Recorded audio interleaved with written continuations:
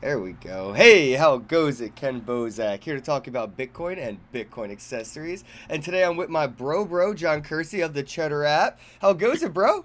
I'm good, man. How you doing? I'm well, man, and I welcome you to the content creator realm. Thank you for joining us finally, making content on the YouTube. I Thank you. appreciate your efforts, man. I know you're fucking busy actually doing work, and I just know it's like, I don't know, seeing people intellectually inclined to actually create content of high value and the incentive isn't always there. So to see you putting the time into it is just awesome. And I implore all of you to go subscribe to his channel. Why don't you let everybody know a little bit about yourself? Maybe start with like who you are and how you got into crypto and maybe what you're doing now in the industry. Yeah, I'll try to go quick because I have a long story. Oh, let them But know, man. This is your chance. Let them know. sure. I mean, well, my background is in chemical engineering, which is not related to crypto at all. And while I was doing chemical engineering stuff, my boss at the time, we were talking about startups and controlling your own destiny and going for it. And he mentioned things that the ideas he had for businesses that he never started and regretted. And one of the things he regretted was he saw Bitcoin in like 2011 at dirt cheap and never bought it. And this was back in 2014 when it had just spiked up to 1100. So that was my intro to Bitcoin. And that night I went home, studied it, and went down the rabbit hole. Yeah, everyone knows the rabbit hole that you go down, man. I went deep down the rabbit hole. And I got so excited about cryptocurrency and Bitcoin that I decided to change careers. So I put down the chemical engineering stuff. I taught myself how to code on nights and weekends, eventually got into a full-time programming type environment. I launched Cryptuitive, which was like TradingView back in the day before TradingView had crypto support. Obviously, got my butt kicked, and then licked my wounds for a little bit, and then I got right back to it, and then I built Cheddar, the social network of crypto. So this has been a long project for me. I've been working on it for about 3 years now. And yeah, it's basically like the Yelp of crypto. All the coins, all the apps are on there. You can review them, follow them, check news, check prices, all kinds of cool social stuff. And we got a lot of big plans for it. And the one thing that I have had on my list of things that I have to do or I will regret it is I got to get my knowledge out there. I've Yep. accumulated so much in my head, and I just feel like my friends and family ask me all the time. They're like, what do you think of this coin? What do you think of that? And helping people one-on-one, it just doesn't scale. So in addition to working on the Cheddar platform, I wanted to start that YouTube channel and just start getting some content out there, if not for other people's benefit, for my own, just so it's not all in here in my head. So yeah, like you mentioned, sometimes the incentives aren't always aligned, but if you're passionate about something, you just got to pursue it, because at the bare minimum, you just don't want to have regrets when you're old. So that's kind of what I go by. That is awesome, man. Yeah, I look at the whole creating content thing now as more like a live journal, sort of. Like, I look back at my early YouTube channel videos and I'm like, damn, I didn't know shit. And then I'm like, wow, I still don't. Like, the more I learn that I'll never know or understand certain things. And I have to be okay with that. Like, there's always going to be things about projects that I just don't get, or like the bottom layer, like fundamentals of like Bitcoin mining to the CPUs to the graphic. I'm like, I don't get all that. I don't, whatever. But I get mining costs electricity. It gets expensive. That's cool. Like, I get that. And like, there's people like you that do get some of that, and it does. And it's great to see people like you creating that content now. And So where can people find your content right now? Like, where's your outlet? Are you using Steemit, by the way? So actually, I have it on. Well, I had it on my whiteboard. It's on my to-do list. I have a Steemit blog. I haven't really been active on it, but I want to, the content I put out, put it in the text format and put it over on Steemit, because I know there's a big crypto community there, and it would obviously help, with the content being found. Yeah, I'm a huge fan of Steemit. In fact, we're looking to tokenize the Cheddar platform. We wrote a white paper on this. You can visit it at token.cheddar.com, and we want to use the Steemit blockchain for that. So are you Oh. familiar with the smart media tokens? Yeah, I just used steam-engine.com to create my own shitcoin yesterday. I have my own token on Steam Engine. I just spent the 100, I forget what they're called. It was like 20 Steam. Yeah, Uh-huh. dude, that is awesome. Yeah, we it's a check it out. There's a one pager there. There's a white paper there. It's super detailed, but yeah, the smart media token protocol on Steemit is going to be a big deal, like a real big deal, because it allows, the whole proof of brain that Steemit has and the Yes. ability to get the best content to rise up. Obviously, it's not a perfect system, and they're iterating some of that inner logic. But with the smart media token protocol, it kind of just gives you that out of the box with your token, and that works really well for what we're doing because we're a social site and we have reviews. And I'm sure you've seen a lot of shill reviews that come in, and like if you don't have some kind of logic behind it to figure out what is a high quality review and to then weigh them accordingly, it kind of turns into a shit show. So we're Right. looking to really try to become best in class at a review system. There's a couple other platforms that are trying to do this. There's like Revain, for example. They're trying to use Ethereum. Ethereum is great, but when it comes to doing this stuff and content creation, there's a lot of problems with it. I don't think it's the right platform for it. So yeah, check out our white paper. It's pretty cool. Yeah, I see the same with Ethereum. It's a powerful tool, but it's not a tool that should be applied to every problem. And that's why Yeah, we have certain blockchains that work with certain solutions and do that very well. And everyone wants to be a maximalist of some sort, and it's just tunnel viewing their perspective of what the future has potential of.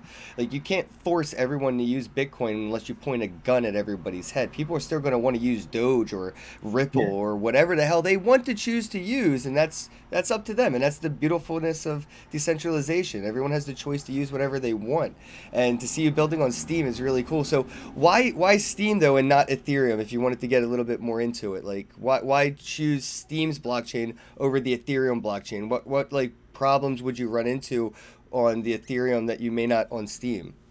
well, transaction fees would be a big killer to our user experience. So that's a no go. So then that kind of leans us more toward EOS because EOS is equally as well. It's faster, more scalable, but there's no transaction fees.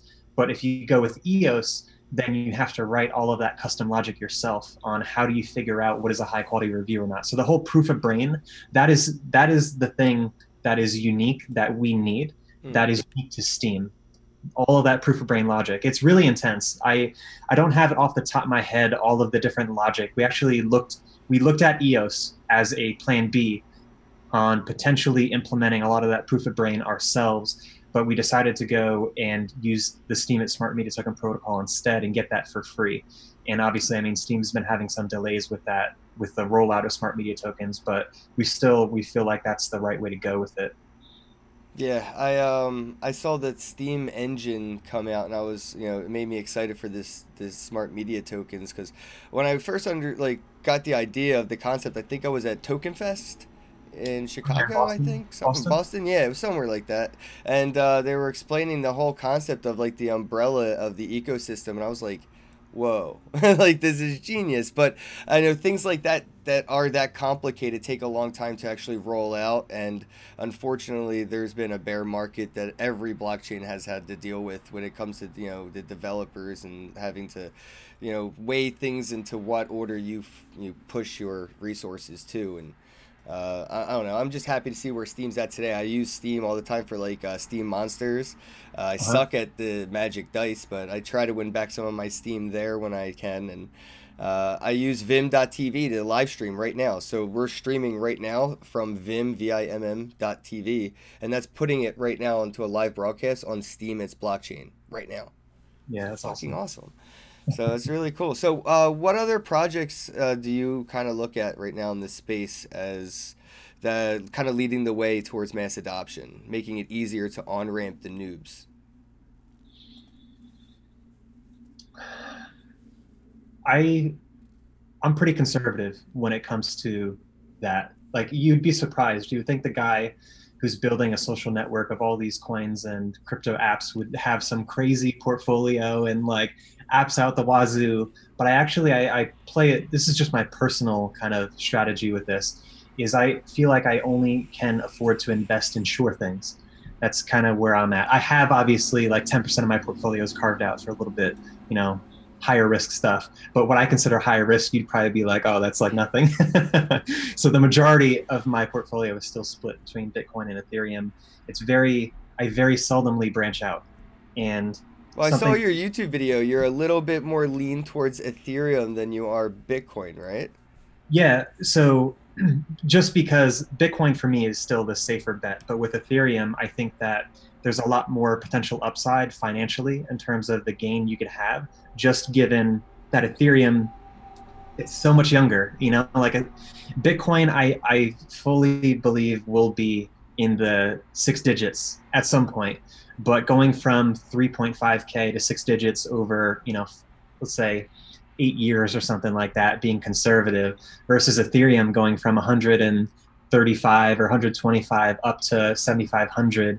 Like when you start to do the math on some of this stuff, just from my personal point of view, I feel like Ethereum could work out better financially, but it could also go to freaking zero, man.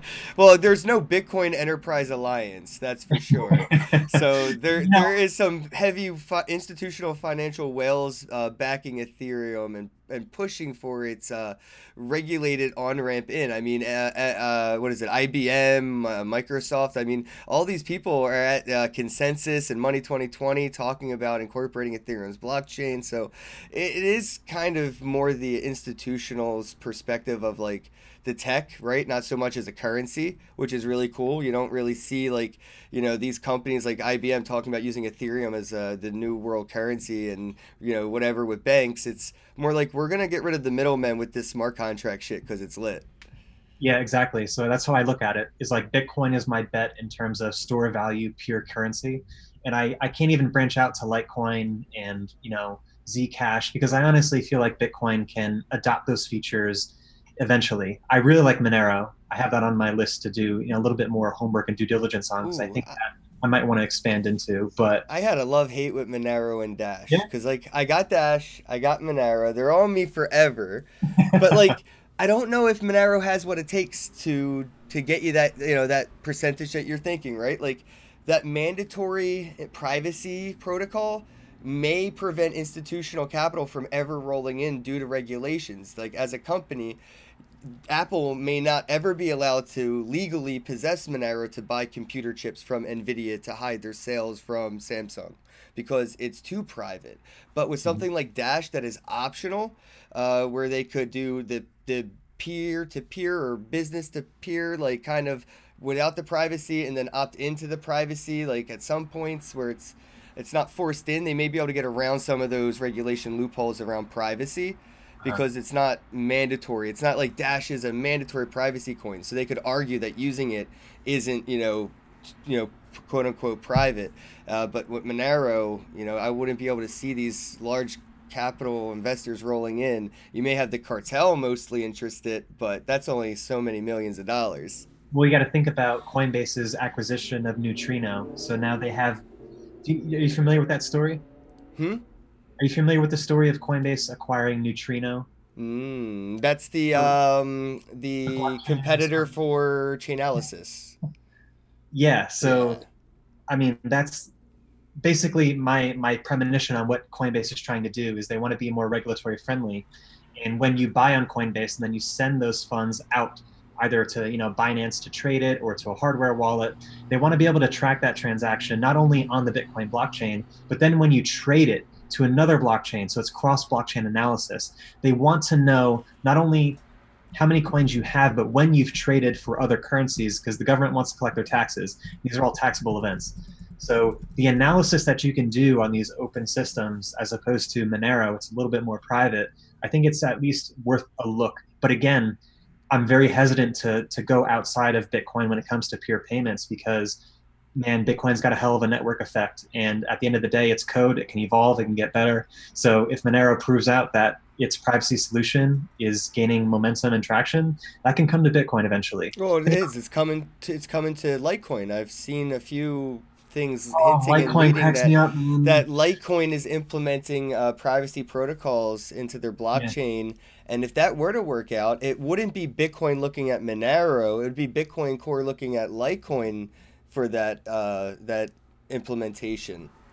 Yeah, the thing that is very interesting is Litecoin, I don't think it was on the original roadmap to be private, but what happened was its value proposition was, we're faster, cheaper, you know, uh, quicker blocks, transactions confirm quicker. That was the whole kind of differentiator. But now that the Lightning Network is coming online, that whole differentiation is starting to dissolve a little bit. So Charlie Lee is looking to like pivot. You know, what can we do to differentiate again? And I feel like that a lot of these altcoins will forever be in that situation, where as Bitcoin starts to soak up all of these features and becomes, you know, more private, and Lightning Network comes online and it's faster, cheaper, more scalable, a lot of the stuff's going to get washed out. So that's the conservative part in me, where my portfolio is pretty risk averse. But going back to your one question about one of the things that really excites me, Binance Chain, man. Have you been following? Yeah, yeah, I've been a big fan of Binance. I made my first video on Binance BNB when they were $1, and I publicly bought quite a bit. I was like, they're only $1, yay! And I was basically buying it, and here's why in the video I even said this. I was like, well, basically they're a trading pair. They have a utility. They're a trading fee lubricant, but they're saying if you trade in this BNB pairing, you get entered to win a Lambo. And there was like people actually winning this shit, like on the internet, claims, hey, thanks Binance, I won a car. And I'm like, I never seen that on Wheaties growing up. You ever have like a Wheaties contest and you're a kid and you're like always entering the cereal contest and you never hear a rumor of somebody who ever won one? And then here I am watching Binance give away cars because you're trading because you're in and out of the BNB pair. And I'm like, that's all I needed. I'm not a TA kind of guy. I bought on that note alone, and I realized that they learned a lot more. They do the burning and the buyback of their own token. And I was just like, that's just making way more sense. So I just became a much bigger fan. And then they got kicked out of Japan, found a new home in Malta overnight. I was like, yo, CZ, all right, confidence is stored. You know, funds are safe. Appreciate. Yeah, man, that guy, they have a hell of a team and they execute. It's very impressive. I've been following it since the ICO. I haven't invested until recently because I kind of have this habit where, again, because I'm more conservative, when it comes to buying tokens on blockchains, I'm very hesitant because BNB for the longest time, the success of BNB is dependent on the success of Ethereum. So why wouldn't I buy Ethereum? But now that they're moving to their own chain, and BNB is they're going to do a one-to-one token swap. So the ERC20 BNB for native BNB on Binance Chain. And I did some research on how they're constructing Binance Chain. They're forking Tendermint, which is what Cosmos is using for the, I don't know if you've been following this stuff. No, that's like a lot of words. Yeah. So Tendermint is like this new open protocol for building an ecosystem of interconnected blockchains. So the holy grail right now is inter-blockchain communication. So if you have, you know, Monero over here and you have Bitcoin over here, and the ability to kind of peg transactions between each other natively. And this is what Cosmos is doing. Cosmos is a new project they actually launched this past week. And it's basically an ecosystem. They created the first chain, and now you can create, basically it's like side chains essentially. And this is what Binance is doing with Binance Chain. So they forked Tendermint, which is basically that is going to have that effect.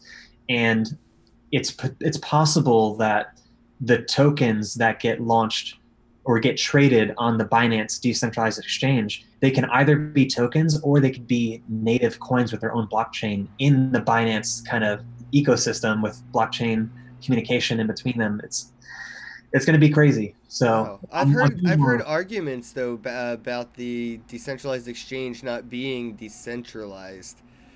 I don't know. I haven't looked much into Binance's DEX, but a lot of people say it's not a true decentralized exchange. I have not heard those arguments, but I'm curious. You know, it could be. I'm not refuting either one way or the other.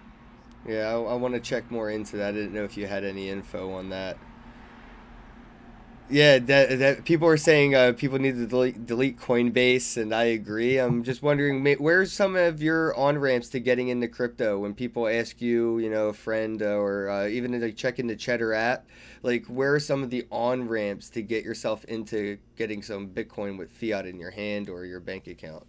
Yeah, so up until recently, the number one that I recommended was Coinbase, but I don't know. I want to see how this neutrino thing plays out, because if they're going to be scanning all your transaction history and tracing you through the crypto ecosystem, it's just a little iffy, man. You know, it's like, I feel like most of us do our best to try to pay our taxes, but it's crazy. Every time you trade, that's a taxable event.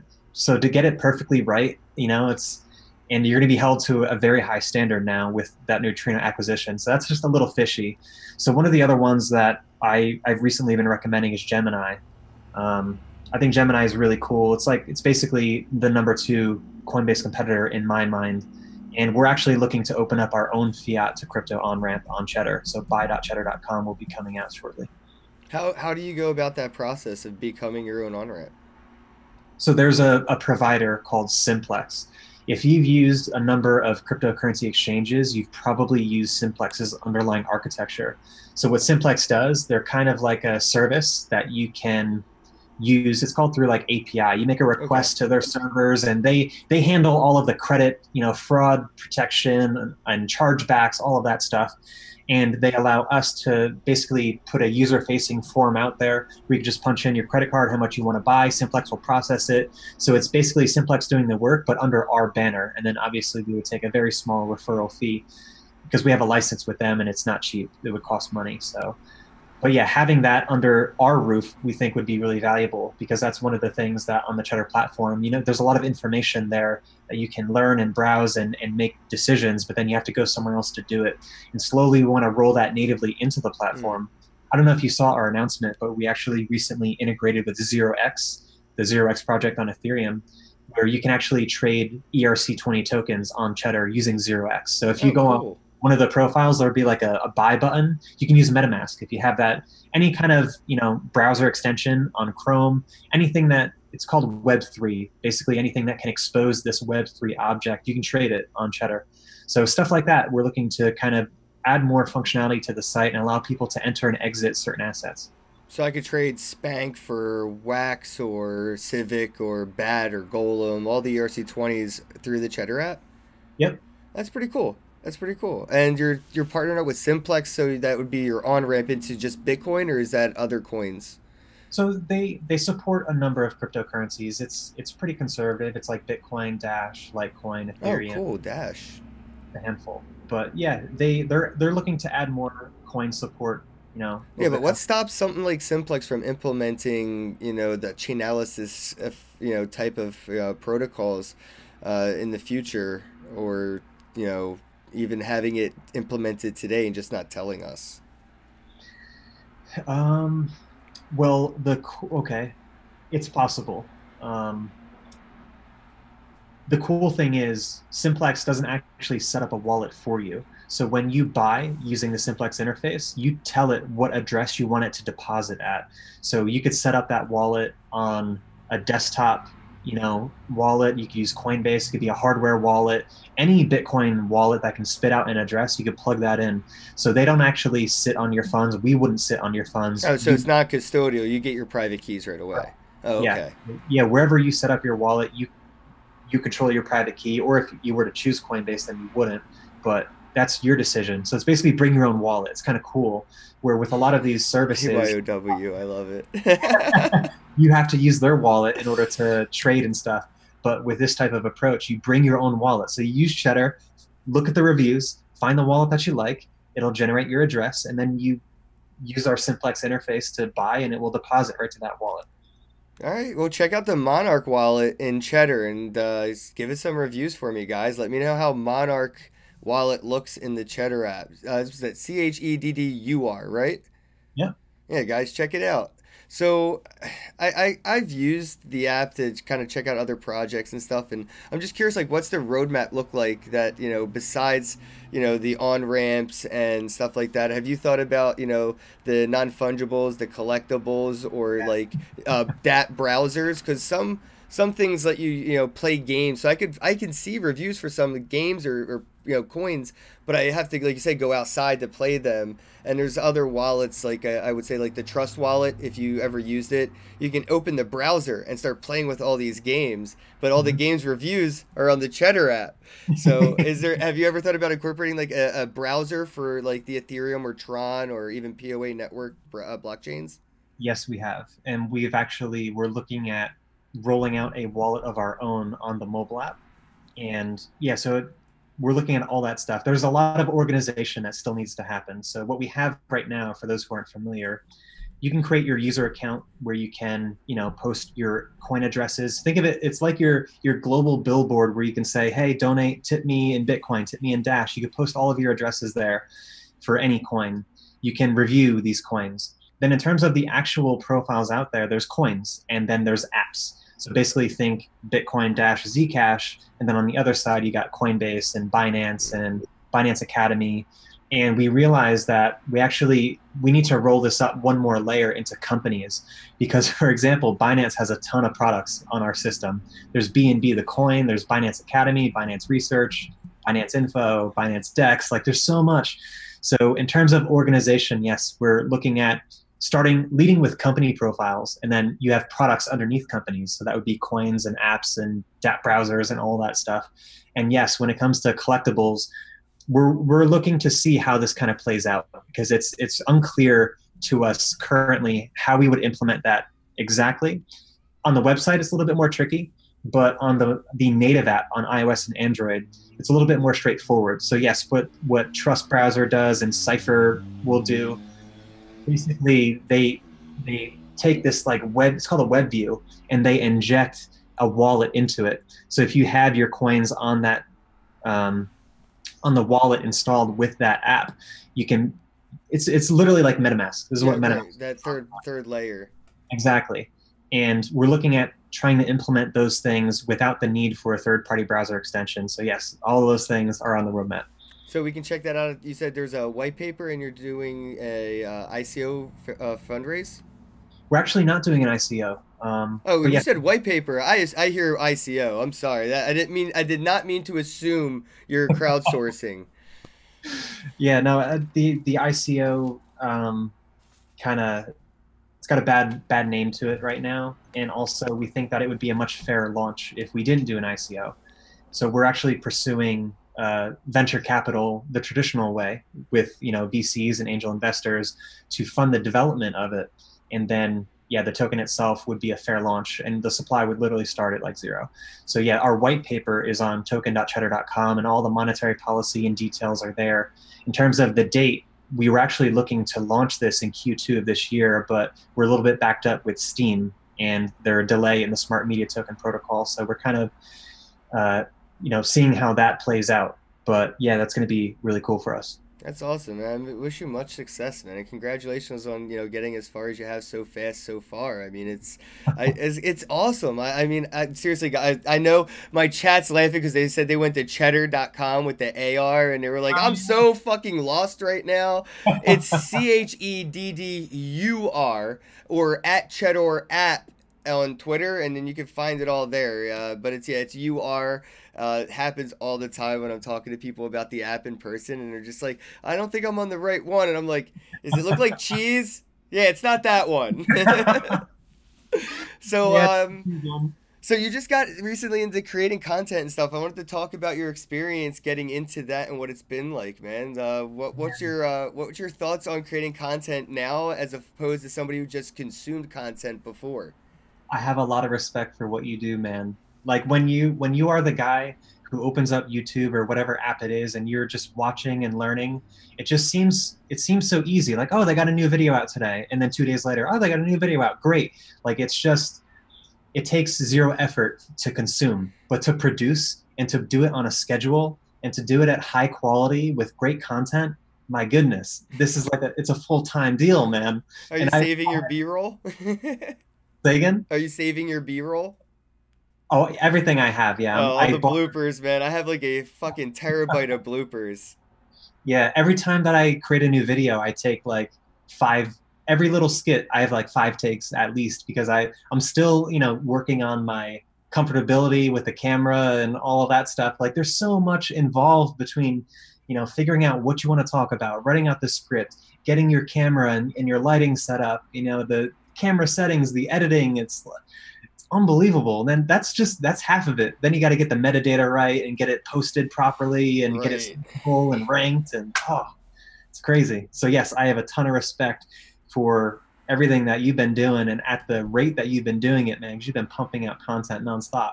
Yeah, well, I've started to decentralize my content more from just YouTube now and just put it everywhere. But it was, at the time when I started making videos, like every day I would try to make a video and edit a video. Now I go to so many conferences, I literally just don't have the time to make quality content. So I do a podcast instead. Like, I can't review a product in depth in the time I have between conferences, let alone multiple, videos with high quality information and avoid misinformation. There's not enough time to research the things that I want to talk about. So I don't want to make a video about something I'm not comfortable, explaining because I don't get 100% myself because I don't have the time to research it enough myself.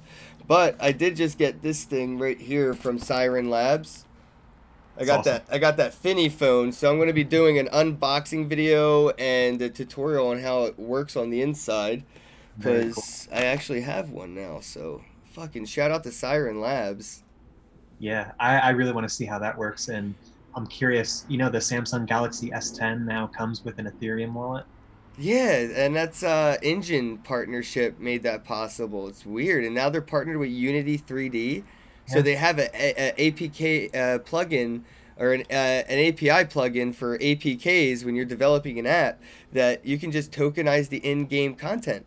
So it's just native to the developers now to tokenize things as I think they were saying it was an 1155 or 5511, something like that on Engine. I don't know. It was a lot, but it's really cool to see that these companies, and I hope that it's not gimmicky, right? Like, I'm really hoping it's not going to be like the IR blaster of the early 2000s, because I Yeah. fucking miss my IR blaster. I have $1,000 Samsung with a blockchain wallet built in, but I can't change my TV with it anymore because they decided IR blasters weren't worthwhile. I hope it's not a gimmick. I hope they stick with the blockchain stuff, but Yeah, it, I mean, these are big deal partnerships, though. Unity is no joke. I mean, pretty much any Steam game that you play, these are all built with Unity. I mean, there's real 3D, but I mean, Unity is, in my experience, more popular, so it's pretty cool.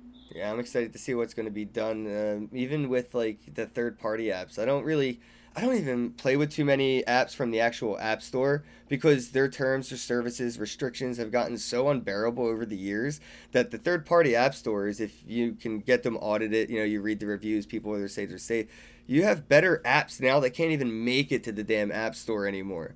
So I actually play around a lot with like pirated apps that are third-party made, and I'm really interested to see what these people are going to do with that. They can create a game, but they can't get it on the official Play Store, so there's no way for them to monetize it. They just have to give it away for free.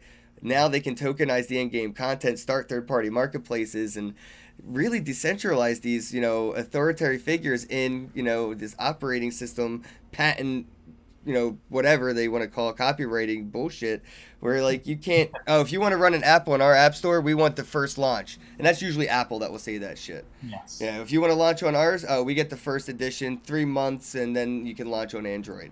And, that So hurts people. we have, oh man, you're speaking my language, man. We have an Android app in the Google Play Store and an iOS app in the App Store, and it's like Google Play is pretty chill, like in terms of what we're doing. We haven't gotten too much pushback from them, but on Apple, we've gotten blocked several times from trying to deploy, big updates. It's silly things. And they've actually, while our product was in the market, they updated their terms of service around cryptocurrencies and made it a lot more restrictive. So like it's, yeah, man, Apple, they really have a walled garden and they're trying to keep it, you know, have that ultimate authoritarian control. But I totally see what you're saying. Binance went that route. So Binance has an Android app with an Android and an iOS app. But what they do is you just download the APK Yep. or right from their site and just get it outside of Apple. That's what kind of scared people away at first, and myself almost included, right? Like, I was like, It's a wait, little weird. they're not on the Apple App Store. How do I know they're not stealing my private keys or doing, like, keyboard sniffing and screen cap sharing and all this extra shit? And then I realized, like, why the fuck am I appointing Apple as the authoritarian figure of what is or isn't legitimate when Apple got fucking caught allowing hundreds of wallets last year sniff private keys and do keyboard swiping and shit? So, like, oh, Binance isn't allowed, but we'll let these other 100 shitty wallets go fuck you. And I was like, you know what? Like, that's our own selves, like, pointing a deity to what is or isn't safe or not safe, right? Like, I don't know. It scares me sometimes that I censor myself on behalf of Apple or Google because it's not approved by them. I don't feel like it's approved by me. It's Yes, weird. It is a weird feeling. I'm sure that Binance would have their app on the actual App Store if they could, but Apple just simply isn't letting them. So this is the next best thing they can do. But I agree, it is a little bit weird when you start, it's like we're so conditioned to Yep. think like this is where you go to get X, and if it's not there, then you're done. Like And you, people were calling Binance a scam just because they were saying download their app from their website. I was like, but you don't understand. Apple just allowed you to do this. Apple didn't even let you download third-party apps before. So like, this it's okay. Like it's not weird anymore. But it was just so much, so new, so fast that it freaked out a lot of people, including myself. I waited a little bit before I even touched Binance's app only because of like I wasn't sure of it. Like you never really know. I mean, somebody could have been working at Binance and put in a URL link to their own homemade app version, and nobody would have known for days until it was too late. Like that's the sketch. but I suppose that could have been if it's the same kind of situation, even if it was in the App Store.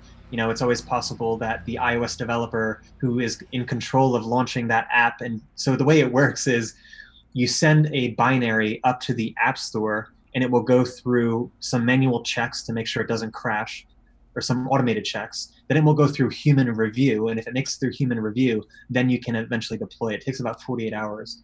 But either way, whether you're downloading that binary from the site directly, or if you're uploading it, in either way, you can have a rogue, team member or iOS developer kind of do a quick switch on you and kind of put some malicious stuff in there. And if the manual reviewer doesn't catch it on Apple, it can still squeak through.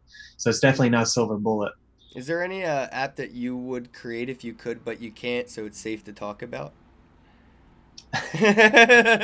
Uh, I know you got some mastered plan genius shit in your sketchbook. I'm just curious, like, what it looks like inside that mind of yours. Of like, if you could just design any app with this technology in mind and have it mainstream adopt it, what would it look like and how would it work? What contributions would it make? Like, there's so much that we can do with decentralization and tokenomics, with monetizing incentives and just all of it. It's just, it's insane to think of how crazy any idea could be implemented now because it is possible. I mean, copyright law does not apply to us in blockchain. You can't sue a blockchain. So if somebody was to take a closed sourced idea and open source it in a decentralized way, it's alive forever and nobody can stop it. yeah, I mean, that's super powerful. And the thing we have to be careful of now, though, is while the blockchain itself is immutable and you can't sue it and you can't enforce copyright on it, the interface that you use to access that blockchain can. So I don't know if you saw this with Steemit, actually. There was, I forget the details of the event, but there was some user who was posting either, he was like a terrorist or something, There or was a was terrorist organization posting leaked government documents on the yeah, Steam there it is. blockchain. But So Steemit, the company, had to choose not to support the showing of it, but they couldn't delete it from the blockchain. So right. there are decentralized, like Steemit's a known company with figureheads, but there's projects that just cloned what they have made and just open sourced it. So it's like the Linux of the Steam blockchain, if you will. Yep. No, you got it exactly. So, yeah, on Steemit, you can't find that content because Steemit has a business to run and they have to make sure, according to what they're trying to do, if this is going to be pro business or against it. But the blockchain itself is immutable and it's there. However, there's still risk there where normal people aren't going to use the blockchain directly. They need an interface like Steemit to wrap on top of it. And if all of these interfaces still are subject to these copyright issues and having to take things down, I kind of see both sides of it. I don't blame Steemit for what they did, but I feel like we might run into a situation where we end up with the same result, where it's kind of like YouTube, where there's DMCA requests and things have to come down and all that. So it's tricky. Yeah, no, it is. It definitely gets tricky, man. It does. It's a fine line, right? Like, we could create the Silk Road 2.0 and free market economy will exist, and you'll still have that, human trafficking fucking tab right there, because, we could cause too much decentralization and empower the wrong side of the sword. We're walking that fine line on. Mhm. So I guess I kind of recap that question then back to Cheddar. How would Cheddar be, final product implement? What's like the end result look like for you for Cheddar, and how will people use it in a mainstreamed world where crypto is just accepted anywhere Visa is accepted today? Sure. Well, it's hard for me to figure out where the ceiling is for it, but something that we're striving towards. So we'll say a midpoint is this tokenization. So let me, I guess, talk through a basic example of how it would work. Um, let's say you're Ken Bozak and you go on the Cheddar I app. am. That's so weird. You knew that. You write a review. You write a 5-star, or let's say you write a 3-star, very honest, detailed, high quality review about Dash. Okay. Now then you have a shill that comes in, and let's say it's like a review brigade. So there's some shit coin or some lesser important coin that's maybe not as important or as good as Dash in your or my opinion. But if your 3-star review is no different than someone else's 3-star review, what you can do essentially is a lot of projects that get listed, they'll then tweet out like, "Hey, everyone, come over here and give us 5 stars. Give us And 5 they'll stars." pay them. They'll give you 5 of their tokens if you give them a 5-star review on Cheddar. There's a Exactly. monetary, so people do it because there's a monetary incentive. But How the do we? Yeah. incentive, So you're talking about garbage in, garbage out problem, right? Like that's what you're getting at. so there's the incentive is wrong. The incentive is to write a 5 star so that you get the reward from that company or that coin that wants you to write a 5 star. And what will happen is a lot of shit coins will rise in the rankings because the way that we use our algorithm to rank projects, it's based on community engagement and reviews. And this is the way any review system works, by the way. If you're on Google Maps and using Google Places, or if you're using Yelp, they all use this flat review system where they'll tally up. It's basically just averages. If And there's that a incentive you were talking about is legacy too. I walk into a restaurant, if I give them a 5-star Yelp review and show the waiter, I get a free slice of cake for dessert.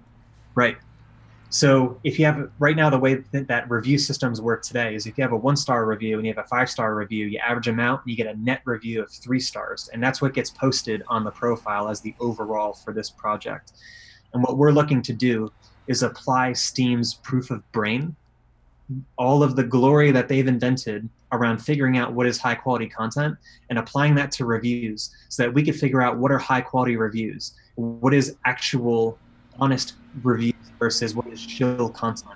So the way it works is very similar to Steam, Steam power. The more coins you have, the more power you have, the more that you're vested in the system, the more weight you have. So not every review is considered equal. If you're Ken Bozak and you're a boss and you have Cheddar tokens and you have them vested and you have a stake in the system, you're incentivized to be honest, because if you're writing crappy reviews, then I would imagine that the price per Cheddar token would go down on exchanges, because if we're not doing our job and the best content isn't rising to the top and it's all crappy reviews, the price of Cheddar token goes down. And because you're vested, and similar to the way that Steam Power works, is you can't just immediately convert out of it overnight. There's a 7 day, yeah. I think it's like 2 months or something like that. Every 7 days, I get some Steam power if I power down, and it's like a that 7 week process or something like that. so it blocks you from basically powering everything up, writing a bunch of crap content to influence the system, and then withdrawing all of your coins and not having to eat the ramification of it. So what we do is similar to the way Steam works, is you have to power up your Cheddar tokens, and then as you write reviews, this is where it gets really cool.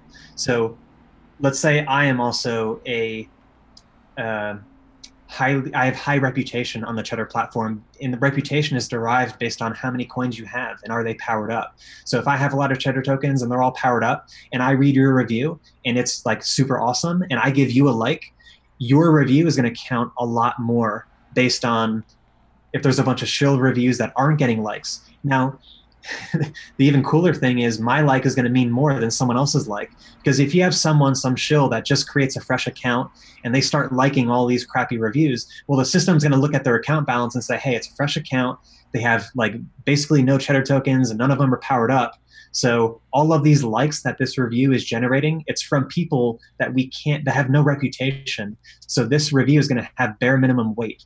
But if someone like you or I sees a review and it's higher quality and we put a like on it, what the Steam blockchain is going to do through the Cheddar tokens and the smart media token protocol is it's going to look at our account balances, our reputation, and say, wow, we are giving social proof to this review that it is worth something. And rather than having a 1-star plus a 5-star equals a 3-star, you can have all kinds of crazy situations where you could have a shitcoin that has 95-star reviews, but if you or I give it a 1-star, it goes down to a 2-star overall because we have so much more weight than all of the shills do. So applying these kinds of things into the way that social networks work, that's what I'm super excited about right now, and that's what the white paper is all about. So if you wanted to check it out again, token.cheddar.com, it's all in there. How would it work for somebody who's just starting out that doesn't have any real weight but is creating, quality reviews? Is that how would they rank up into somebody that is reputable? Because so you start with basically no account balance, Right. but it's the same way that Steemit works is by producing high quality content and getting our attention, your attention, people that have reputation and have stake. This is the way that. So it's like reputation delegation. I've got clout because they like my reviews and they're quality, so that must mean I'm quality. There's a rewards pool, and I forget the exact mechanics, but let's just say, every 48 hours we're distributing, we're inflating. There's inflation built into the smart media tokens, into Cheddar tokens, and we're trying to figure out who should it go to.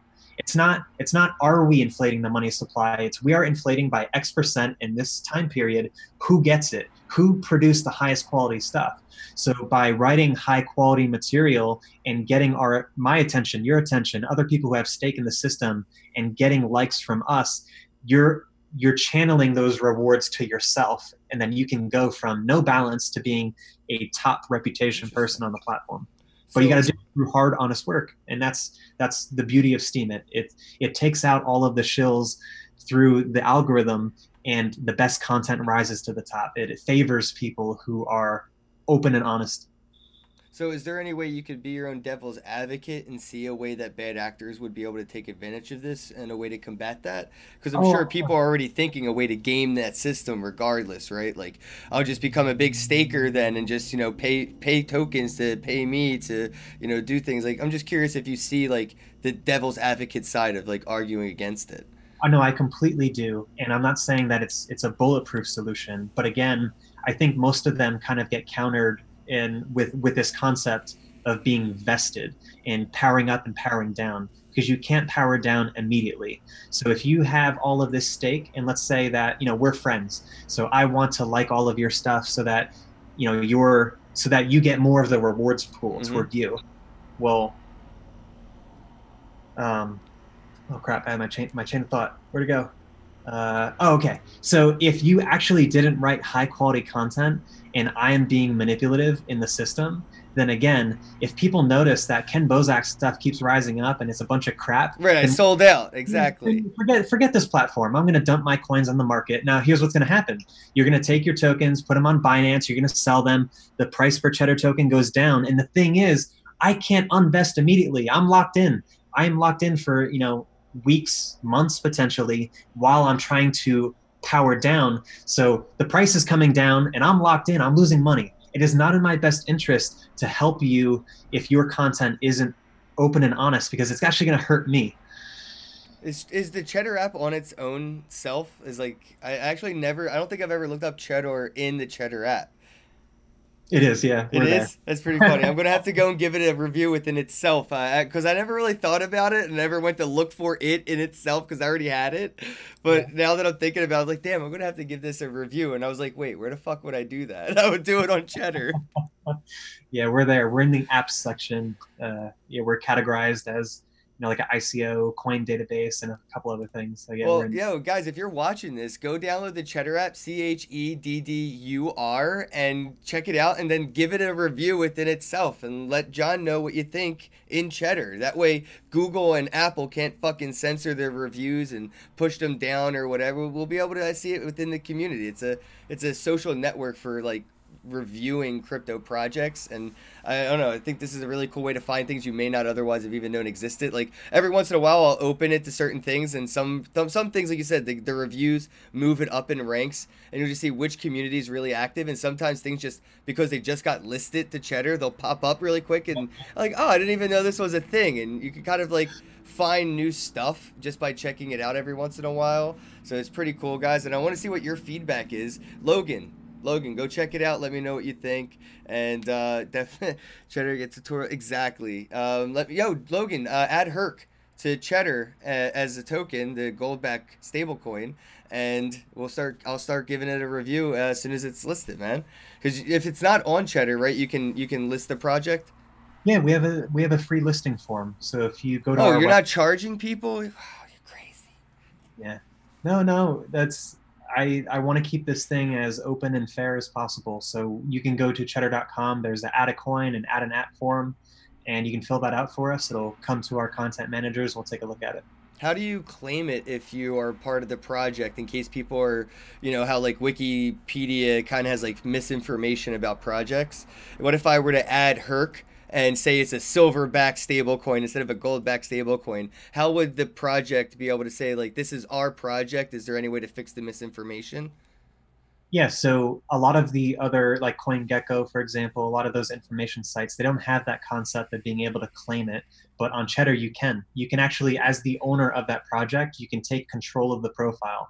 And the way that we vet you is one of two ways. So we can vet you manually. So we'll say, send us a DM on Twitter or something like that, and we'll it has to come from the official account.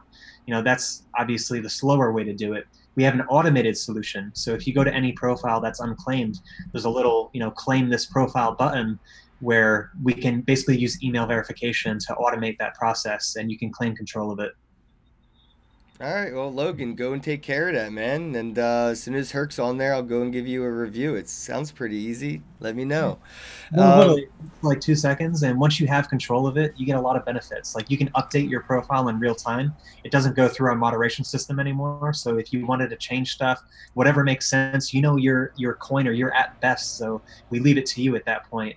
You can respond to reviews. There's a whole bunch of really cool stuff you could do once you claim it. And again, claiming is free. And you're like basically gamifying the engagement of community reviewing too. So that's like pretty powerful. That's what I think this technology has been able to make possible due to microtransactions, faucets in that sense, smart contracts, like we were talking about, like the potential of creating in this space due to the technology at our disposal. And gamifying something like this, even like a lot of people be like, oh, why doesn't Yelp just do this, right? Well, why did Blockbuster just make an app like Netflix? These companies, these legacy systems, they don't have it in their field of view to even implement the technology they have at their disposal because they're so comfortable fucking up in today's legacies. That's why literally nobody uses Yelp anymore because of the problems that they haven't solved. And they can't solve it because they don't use the technologies that now exist that would solve it, like you're doing with the gamification process. And they're getting slammed by Google Places. So Google is really chewing into their business. Because think about it, if you're looking for food, I mean, why not open Google Maps or just search it in the Google? And Google obviously prefers their own product over Yelp. It's funny, Google built it all off of Yelp's back too. Yep. When you used to look up food, it would just say Yelp reviews right underneath, and then it was Google reviews right underneath, and now it's just Google Maps, Google everything. And it happened with like Toys R Us and Amazon. If anybody followed that story, it was pretty funny. Like Amazon was like, hey, Toys R Us, you want us to handle all your online shipping and stuff and all your sales? I know it's like a pain in the ass and nobody uses the internet. Toys R Us signed a really long contract, and eventually everybody started buying things online. So Toys R Us went under. And that's why I think like these concepts that people can't grasp is, why we won't see them implemented into the legacy systems, unfortunately. And it'll just be consumed and become one of those things. Remember when? And I was like, oh yeah, that was like MySpace or like the AOL disk. Like I think that's how we'll feel about Coinbase. In 5 years from now, we're probably gonna look back at Coinbase like that AOL disk that got us all started using the intranet, and then we were like, wait, I can't watch any of these E-Bomb World videos on this AOL thing. And you're like, oh, that's because you're in the intranet. Why don't I show you this internet thing and you can check out E-Bomb's World videos with me? Yeah. No, I definitely see that with in general, I agree with you. With Coinbase in particular, I think because they're so well funded and they have so much capital at this point, I feel like Well, they no, can. AOL still exists. AOL still makes billions of dollars. They're just not a part of our lives in the same way they used to be. And I see that as Coinbase. They'll be here forever, of course. But I don't think that they'll be the same business model they started out as. I see Oh, them probably giving the retail investors more of a cold shoulder as there's more on ramps now than, Coinbase was a monopoly if you wanted to get into Bitcoin. Not so much now with things like Simplex and your app coming soon and Monarch wallet and other ways to buy Bitcoin, that they're not going to have as much potential and profits from appealing to retail investors because that industry has now become like a bubble. But yeah. they have the institutional investors in their back pocket with Coinbase Pro. I think it's like a six-figure contract with $1 million minimum investments. That's where I think they're going to start focusing on majority of their energy, and they're going to forget all about us because we're going to forget all about them. We already have hashtag delete Coinbase.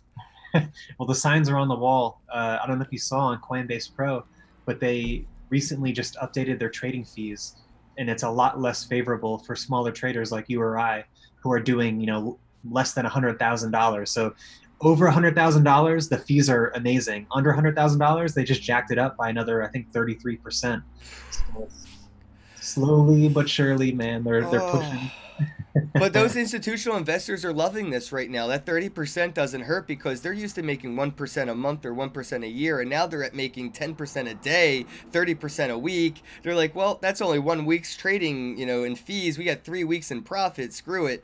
And that's why they're okay with it. And I think that's why Coinbase will move more into that market unless where like we've seen AOL isn't for you and me anymore. But if you're a big conglomerate and you want to talk about marketing on the internet, you're going to go talk to AOL because they run that shit.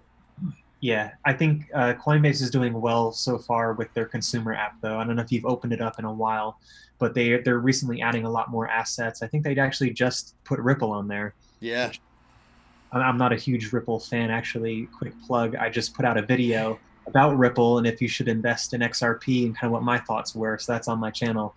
But yeah, I mean they're adding a lot of assets, and I think a lot of it is because they have to, with the bear market that we're in and with reduced trading volumes, they have to have more assets available so they can also monetize, not just monetizing you on the conversion from fiat into something like Bitcoin, but then also on the trade, if you wanted to go from Bitcoin into Ethereum into 0x or something like that. So it makes sense what they're doing. And I think if they keep with it, I think they have the capacity to keep their prominent position in the industry. But if they continue to kind of shun the little guy in favor of the institutional investors, then they could go the route of AOL. Yep. Yep. Somebody was talking about LimeWire and Kaza and Napster and all that stuff in the chat. Have you ever like what was your like earliest experience with the internet, man? Like where was your start? Because I remember mine was with the AOL discs. Like I had to figure out how to unplug the landline and plug it in and all that. It was just I think I was like 8 or 9 years old because I was just desperate to get on the internet. Yeah. Oh man, I just remember trying to connect to, I think it was AIM or whatever, and it was like the dial-up modem making all those funky Yeah. noises. Yeah, but I remember back in the day, I would download music. I would use Napster, and then Same. eventually, years later, went to, it's funny, LimeWire, and then now it's just BitTorrent, uTorrent, stuff like that. Yeah, dude, I think BitTorrent really changed when you started torrenting things because I was downloading things direct like from Napster and stuff like that, and it would suck and it would be weird. And one Super of my fun. friends was like, "Dude, you got to check out this torrenting stuff," and I'm like, "What does that even mean?" And he was like, "Well, basically, 100 people have the same movie, and you get like a piece from everybody, and then it just builds it once you get all the pieces." And I'm like, what? And he was like, you get the movie 10 times faster. Check it out. I was like, all right, cool. I'm going to check this out. And I don't think I ever went back, man. It was like, the same epiphany I had with like blockchain and the decentralization and peer to peer currency was wait, I can just send money over this a network and it just go. I was like, this is like same thing with me sending movies. I totally clicked because I had something to relate to. Yep. Once you get it, like that's it. You just can't go back. I had that same exact moment. with cryptocurrency. And so once you understand what's really happening here and you get past kind of the fluff and you understand at a lower level, like what the difference is between this and the current system that we use, it's like, oh my goodness, how did we get here as a civilization on this Yeah. paper money? It's like, what? Well, like you mentioned earlier, man, we went down the rabbit hole, and it never ends, man. This rabbit hole of blockchain is a never-ending spiral of just, because if you embrace it, you learn that just have so much more to learn as every day goes forward, and that's why there's content that needs to be created. There's documentation of the experience alone. Like for me myself, I just want to do these podcasts as basically like a journal, as like a time capsule of my progress throughout the years in crypto, and I get to put it out there for other people to spectate and mock or enjoy or do whatever. It's an experience, and I don't know, man. I wish you much success with your content creating, and I implore you to get on that Steemit and start sharing your content on there, because right now the community is a bit more active. The coin has seen much gain recently due to the success of all those layers being built on top, like Steam Monsters and Steam Engine, making it possible to make your own token on the Steam blockchain, which is really cool. So yeah, I guess to wrap things up, let everybody know one last time where they can find you and where they can get more involved with the project. Yeah, so you could find me on any platform at John Kersey, JonCursi. And once you land on any of my profiles, Twitter, Instagram, Facebook, YouTube, the rabbit hole will open up and you can find me anywhere else. But yeah, I'm trying to ship one crypto video at least every week, trying to give my perspective from what I've learned over the last few years. And right now it's a little bit more, beginner friendly, but I'm going to be covering some advanced topics as well. So there's going to be something for everyone there. And then, yeah, download the Cheddar app, CHEDDUR, not with an A, not the cheese, UR. You are. We're live in Google Play, iOS on the App Store. You can go to our website, and it's really cool. You can follow the coins that you're interested in, discover new ones. You can follow them. I use it every day to just check the news. I open it up, scroll through the news, see what's happening, what's going on. And then from there, I figure out what I want to talk about video-wise. So that's kind of what I'm up to. That's a great way to get inspired. When I first started making my walking and talking videos on YouTube on my way to work, I would just open CoinDesk or Cointelegraph, read an article, and just be like, whichever one I felt like talking about is the one I did on my way to work. And if there was a project that I started using or something, I would just make a video on it. So it's really cool that you get your morning inspiration that way. You don't have to dwell on what am I going to make, because that's what a lot of people are like, dude, how do you make a video on something? I'm like, there's just so much to make videos on. It's like I don't know how to choose sometimes. Document, don't create. Just document what's happening. And there's, an event happens, but there's two sides of every coin. And, if you have a unique perspective that you could put on top of it, then that's all you need, And like you mentioned, it's getting more and more difficult to keep up with this space as the tokenization of the world happens, and there's thousands and then hundreds of thousands and then millions of these coins, trying to figure out what's happening, what all the news is. And it's insane. So we're hoping that with the Cheddar app, you can follow the things that interest you and kind of consume that content at a super easy. Open up the app, it's right there in the news feed. So I would love feedback on that. Like Ken said, if you leave us either in our app, it's like, yeah, do that. It's so freaking cool. Do that. If you're gonna do that, just leave them a review in the Cheddar app, because it's freaking cool. Yep. All right, guys, we're out of here. John, thank you so much for taking the time to come on the podcast. And like I said, I watch your videos, so I look forward to your next. Guys, go check him out on YouTube. John Kersey, Cursi. And it's Cheddar, CHEDDUR. And yeah, guys, don't forget to share this out. Drop some comments and keep the conversation going. And as always, have a day. Thanks, man.